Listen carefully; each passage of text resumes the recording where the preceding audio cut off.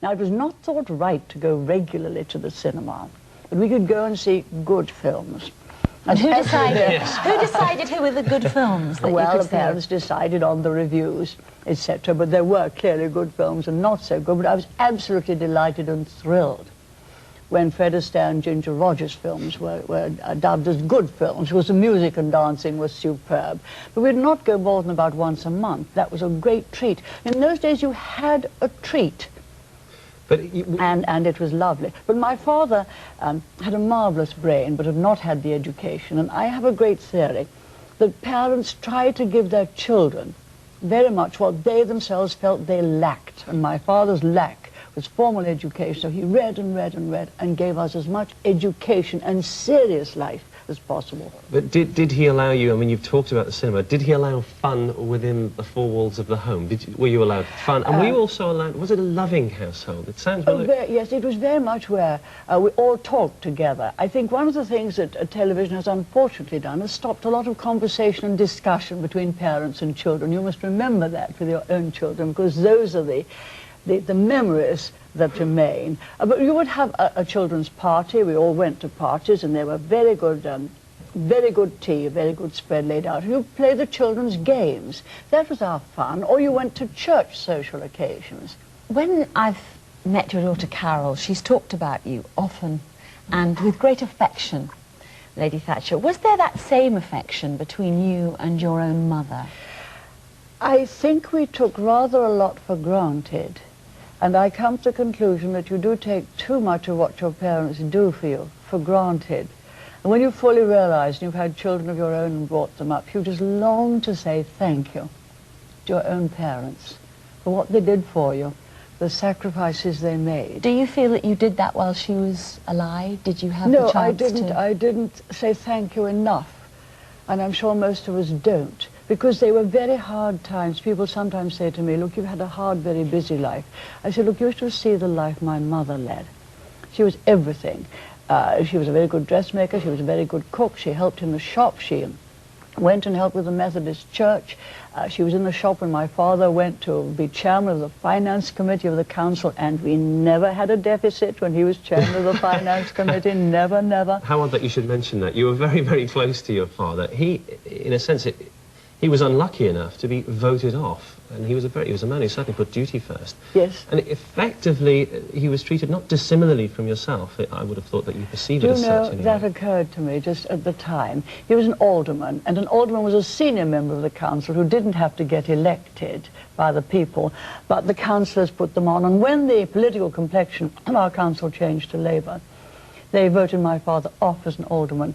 And because party politics weren't very much a part of local government in those times, many, many people were surprised and rather horrified. And I will never forget the scene which was reported in our local paper. As my father said, in honour I took up this gown. In honour I lay it down, and quietly walked out. And that was very much, too, in my mind when something unexpected happened to me.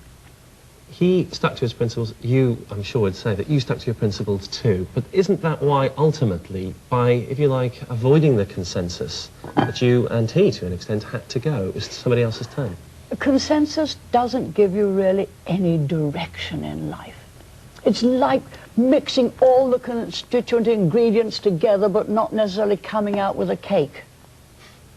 You know. I didn't operate on consensus. But isn't consensus what democracy is all about? No, it is not. Democracy is quite different. Democracy is about the people being given a choice between clear policies on clear principles. So they have a lead, and they know what they're voting for, and then they choose. And so all my life I decided right from the first principles what politics was about, and Keith Joseph and I, we did those principles, as it were, and enlivened them up again, and policies flowed from them. So you go to the people, you don't say, look, I'm going to have consensus, I'm going to consult all of you. The people say, what do you believe in? What's your policy? But we want to know. You're a leader, and that's what we did. Isn't that a recipe for discord? Because automatically somebody loses, because they 100% disagree with you. Yes, but if you only have consensus, as some politics in some countries go, they all get together. They then compromise every principle they put up at the election, And there is no alternative choice. This came home to me very forcibly when I went to the European community one time, and some of the staff there said to me, "Oh, we were watching your election very interestedly, Mrs. Thatcher." And I said, "But you just had an election in Belgium." "Oh," they said, "but there we have an election, all the parties get together, and it's always the same old group and the same old thing. There really isn't effectively any choice." I could never have got Britain right again with all of the help which I got from my other people in the cabinet and in Parliament, and with the encouragement of the people, unless I'd been able to put forward a clear way ahead and why. And don't forget, we'd had a country that was practically being run by the trade unions, and the ordinary members of trade unions didn't like that either. So we didn't go for consensus, or we didn't go and say, "Oh, you can't put forward a clear scheme. That's too frightening, people may not agree." We went boldly for what we believed in, and it worked. Thatcherism. I mean, that's what you've really just described, an ism after your name now. How would you define, I mean, I would say that you are in a perfect position now to define majorism. What is majorism? I'm in a perfect position to tell you what Thatcherism is. But can you tell us, can you give a stab at what is majorism? Well, I think basically, let me put it this way, there are basically two ways of running the government of a country. And as we've had the ideological battle of the century between democracy and communism, two ways, the communism of socialism going towards communism, all the powers in the hands of the few, the government. They deprive people of freedom of worship, of freedom of action, freedom to find your own job, freedom to own property. You are just pawns which they can move about. Okay. And they said that would give greater material prosperity. It didn't. It gave poverty and no dignity. And there's our much longer stream of belief. We believe passionately in the liberty of the individual, his God-given talents. There's no such thing as unfettered liberty. It must be within a rule of law. And is that majorism?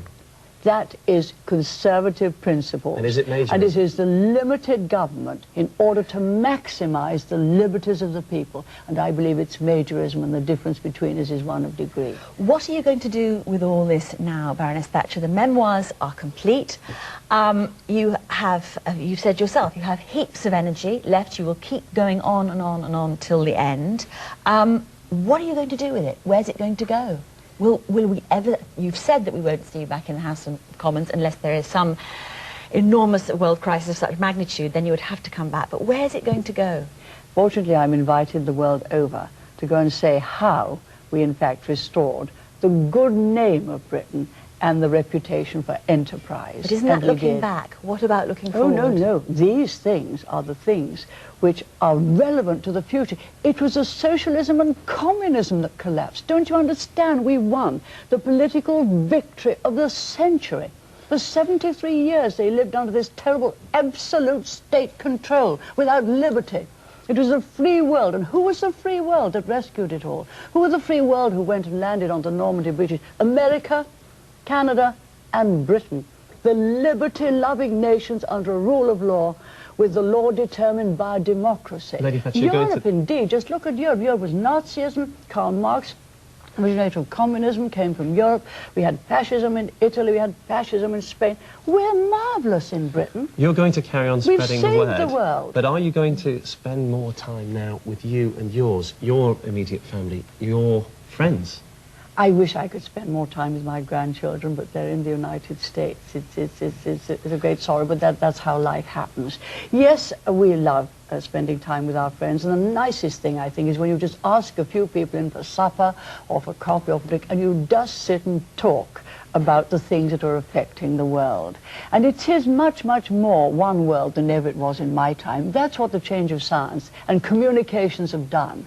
You know all about China, you know all about Hong Kong, you know all about India. It's all there. We've all got the same problems. And Thatcherism is applying the world over.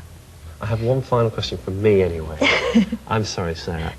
Do you think that there's been a couple of surveys out in the last few weeks which indicate there's a lot of Middle England thinks that our children aren't as lucky as the children who came out of the 40s and 50s? Would you accept that? It is, because I think life has changed. Home was the center of your life. We didn't have television in our sitting room, so we discussed ourselves. Now, science and technology has made things different, and there is, I'm afraid, a much bigger breakdown of family life. And we have got to have policies to encourage the restoration of family life, because it really is the most important thing in the future. And it is the most important thing morally. Lady Thatcher, thank you so much.